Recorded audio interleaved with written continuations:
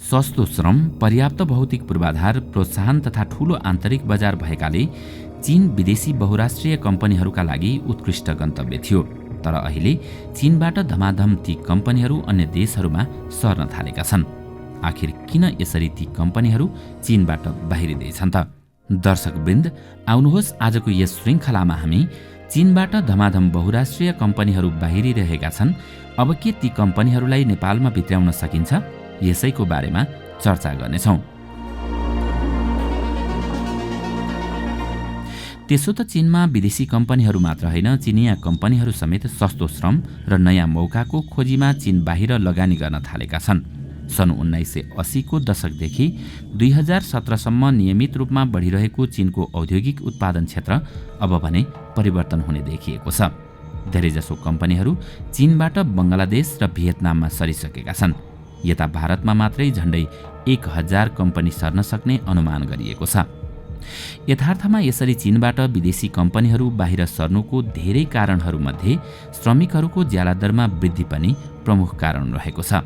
यसरी ज्यालाको तथ्याङ्क हेर्दा सन् 2004 देखि 2015सम्म उद्योगका मजदुरहरूको ज्याला 3 गुणाले वृद्धि भएको थियो। अहिले चीनको शहरी क्षेत्रमा श्रमिकहरूको ज्याला प्रति महिना 430 अमेरिकी डलर रहेको छ। अहिलेकै अवस्थामा पनि 300 कम्पनीहरूले पहल सुरु गरिसकेका छन्। प्रख्यात अमेरिकी कम्पनी एप्पलले मोबाइल फोनका पार्टपुर्जा बनाउने एउटा उद्योग चीनबाट भारतमा सार्न टाटा समूहसँग साझेदारी गर्यो, जसमा 16,000 जनाले प्रत्यक्ष रोजगारी पाउनेछन्। हजारौं कम्पनी चीनबाट सर्ने तर्खर गरिरहँदा तिनलाई भित्र्याउन Bharat, Bangladesh, Vietnam, Mexico, Laos, Thailand, Philippines र अफ्रिकी मुलुकहरूले कोसिस गरिरहेका छन्। विश्व बैंकका पूर्व मुख्य अर्थशास्त्री जस्टिन एफुलिनले भनेका छन्, चीनबाट अबका केही वर्षमा 10 करोड औद्योगिक रोजगारी अन्य देशतिर सर्नेछन्। यो भनेको सस्तो श्रम भएको मुलुकका उद्योगहरूले हाल दिइरहेको कुल रोजगार संख्याको 4 गुणा बढी हो।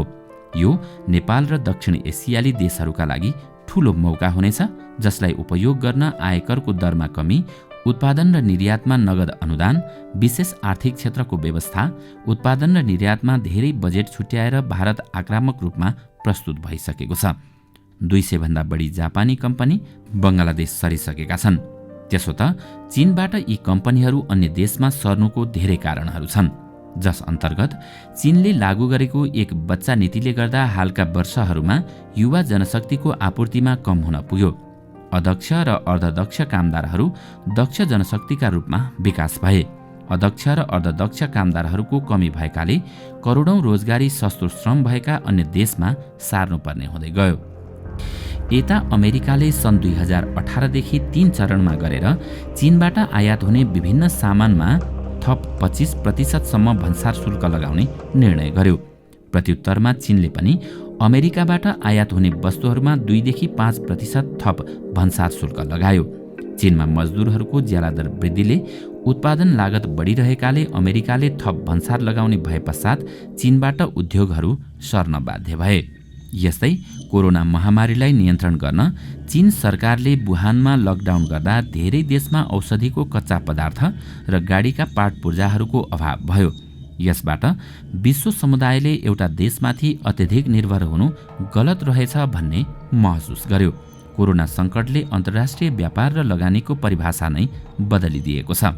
दक्षिण चीन सागरमा कृत्रिम टापु निर्माणको चिनिया पहलका कारण छिमेकी मुलुकहरूसँग विवाद सुरु भयो। शक्ति राष्ट्रहरू चीनको बढ्दो दबदबा रोक्ने मनस्थितिमा पुगे। चीनमाथि केही अफ्रिकी मुलुक र श्रीलङ्कालाई ऋणको जालोमा पारी फाइदा लिएको गम्भीर आरोप पनि छ। नेपाल र बङ्गलादेशमा प्रति महिना न्यूनतम ज्याला क्रमशः 132 र 101 अमेरिकी डलर रहेको छ। एसियाली मुलुकहरूमध्ये सबैभन्दा सस्तो ज्याला दर म्यानमारमा भए पनि व्यवसायका लागि बढी जोखिम, उपयुक्त वातावरण र गतिलो पूर्वाधारको कमीका कारण बहुराष्ट्रिय कम्पनीहरूले त्यसमा कम चासो राखेको देखिन्छ। नेपालमा व्यावसायिक वातावरण र जोखिमको स्तर म्यानमारको भन्दा केही राम्रो छ। तर दुःखको कुरा, बहुराष्ट्रिय कम्पनीहरूको स्थानान्तरणका लागि सम्भावित देशहरूको सूचीमै परेको छैन नेपाल। यसको एउटै कारण हो यहाँको अस्थिर राजनीति र राज्य स्तरमा तत्परताको अभाव। अझै पनि नेपालमा ती कम्पनीहरू भित्र्याउन सकिन्छ, तर चीनबाट सर्दै गरेका कम्पनीहरूलाई ल्याउन नेपाल सरकारले जापान र चीनसँग उनीहरूका कुरा बुझी तत्परताका साथ राज्य स्तरबाट कुरा गरिनुपर्छ। जापानले चीनबाट भारत र बङ्गलादेशमा उद्योग सार्न $2.21 अर्ब नगद अनुदान दिने घोषणा गरेको छ। यो सूचीमा नेपाललाई पार्न जापानसँग आग्रह गर्न सकिन्छ। यस वर्ष सिमानामा झडप भएपछि भारतमा चिनिया उत्पादनहरू प्रयोग नगर्ने राष्ट्रवादी लहर चलेको छ। नेपालको मागलाई जापान र चीनले साथ दिए यहाँ लाखौंको मात्रामा रोजगारी सृजना हुनेछ। यस्तै ती कम्पनीहरू नेपाल भित्र्याउन कर्पोरेट आयकर दर भारतको भन्दा कममा झार्नुपर्छ। भारतले हालै नयाँ कम्पनीहरूका लागि कर्पोरेट करको दर 29.12बाट घटाएर 15% कायम गरेको छ। नेपालले ती कम्पनीहरूलाई आकर्षण गर्नको लागि उद्योगको बौद्धिक सम्पत्तिको सुरक्षा सम्बन्धी विषयमा थप जिम्मेवार हुनुपर्छ, किनकि बौद्धिक सम्पत्ति कम्पनीहरूका लागि अति नै महत्त्वपूर्ण र संवेदनशील हुन्छ। नेपाल सन् 1999मा विश्व बौद्धिक सम्पत्ति संगठन वाइपोको सदस्य भए पनि यहाँ यसको पूर्ण रूपमा कार्यान्वयन हुन सकेको छैन। वाइपो अन्तर्गत हेग र मड्रिड प्रणालीमा नेपाल सदस्य बन्नुपर्छ। मड्रिड प्रणालीमा सदस्य भएमा नेपालबाट सबै सदस्य राष्ट्रमा एकैपटक व्यापार चिन्ह दर्ता हुने व्यवस्था हुन्छ। 121 देश मड्रिड इन्टरनेसनल प्रणालीमा दर्ता भइसकेका छन्। Afghanistan, Bhutan, Cuba, Sudan, Kenya लगायतका देश समेत यो प्रणालीमा सदस्य भइसक्दा नेपालले यस सम्बन्धी कुनै छलफल नगर्नुले हामी विदेशी कम्पनीहरू आकर्षित गर्न कति पछाडि छौं भन्ने देखाउँछ। हामी हेग इन्टरनेसनल डिजाइन प्रणालीमा पनि सदस्य छैनौं। इन्डस्ट्रियल डिजाइन्सको हेग प्रणालीमा नयाँ डिजाइनहरू थोरै रकम तिरेर सदस्य राष्ट्रहरूमा एकैसाथ दर्ता गर्ने व्यवस्था हुन्छ, जसमा अहिले 90 मुलुक सदस्य छन्। नेपालका निर्यात प्रवर्धन सम्बन्धी नीतिहरू राम्रोसँग अध्ययन अनुसन्धान नगरिकनै बनाइएका छन्। भारत र बङ्गलादेशले गरेको निर्यातमा नगद अनुदानको व्यवस्था उत्पादन र निर्यात वृद्धिका लागि लगानी तथा पूर्वाधारको विकास हाम्रा लागि अनुकरणीय छन्। नेपालले उत्पादक क्षेत्रमा खर्च कटौती गरी छिमेकी देशको सिको गर्नै पर्ने भएको छ। यस्तै दोहोरो करलाई रोक्न अमेरिका, क्यानाडा र युरोपेली देशहरूसँग व्यापार तथा मैत्री सन्धि गर्नुपर्छ। यहाँ विदेशी कम्पनीहरूले उद्योग खोल्ने भनेको विदेश निर्यातका लागि हो।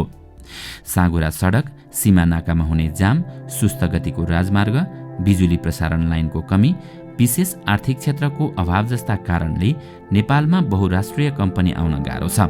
नेपालबाट तेस्रो मुलुकतर्फ निर्यात गर्दा वीरगञ्जदेखि 750 किलोमिटरको दूरीमा रहेको सामुद्रिक बन्दरगाहसम्म कन्टेनर ढुवानी गर्न 1 हप्ता लाग्छ। त्यति नै दूरीका लागि अन्य देशमा 10-12 घण्टा लाग्नेमा भारतीय रेलको उचित व्यवस्थापन हुन नसक्दा हामीलाई 1 हप्ता लाग्छ। विशेष आर्थिक वा विशेष औद्योगिक क्षेत्र वा फ्री इकोनोमिक जोनमा उद्योगका लागि पूर्वाधार सहितको जमिन व्यवस्था गर्ने गरिन्छ।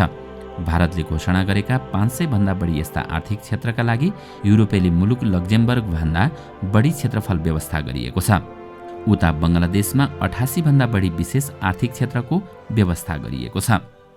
जापानी लगानीकर्ताहरूको बढ्दो आकर्षणलाई धान्न बङ्गलादेशले 400 हेक्टरमा 1 लाख रोजगारीको उद्देश्य राखी जापानी आर्थिक क्षेत्रको निर्माण जापान सरकारकै सहयोगमा गर्दैछ।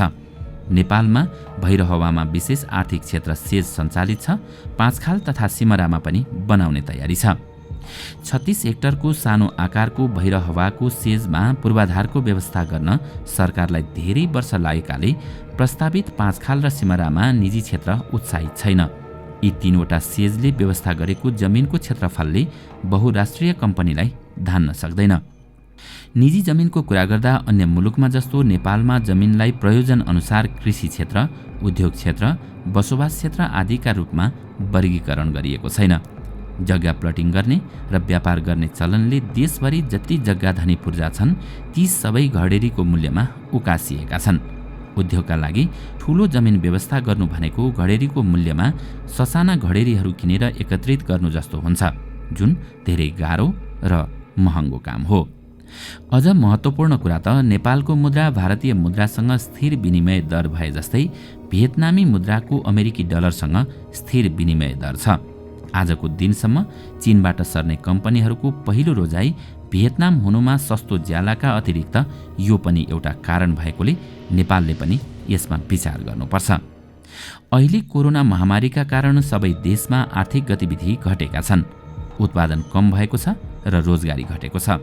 नेपालको पूरै इतिहासमा अहिले धेरै युवा श्रमिक छन्, यति पहिला थिएनन् र भविष्यमा पनि हुने छैनन्।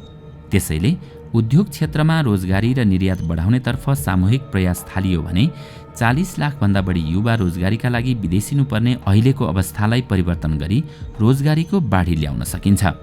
प्रभावकारी रूपमा काम गरे चीन बाहिर सर्दै गरेका कम्पनीहरूमध्ये केहीलाई नेपालतर्फ आकर्षित गर्न सकिए यो नेपालको लागि सुवर्ण अवसर बन्न सक्छ। दर्शकवृन्द, आजको श्रृङ्खला तपाईलाई कस्तो लाग्यो? हामीलाई कमेन्टमा अवश्य बताउनुहोला। साथै आजको श्रृङ्खला तपाईलाई राम्रो लाग्यो भने लाइक तथा सेयर गरी हाम्रो च्यानललाई सब्स्क्राइब गर्न नभुल्नुहोला र साथमा रहेको बेल आइकन पनि थिच्नुहोस् ताकि हामीले अपलोड गर्ने नयाँ भिडियोको जानकारी सबैभन्दा पहिला तपाईलाई प्राप्त होस्। आजका लागि यति नै। अर्को भिडियोमा अझै रोचक तथ्यहरू लिएर आउने नै छौँ। तबसम्मका लागि बिदा दिनुहोस्। नमस्कार।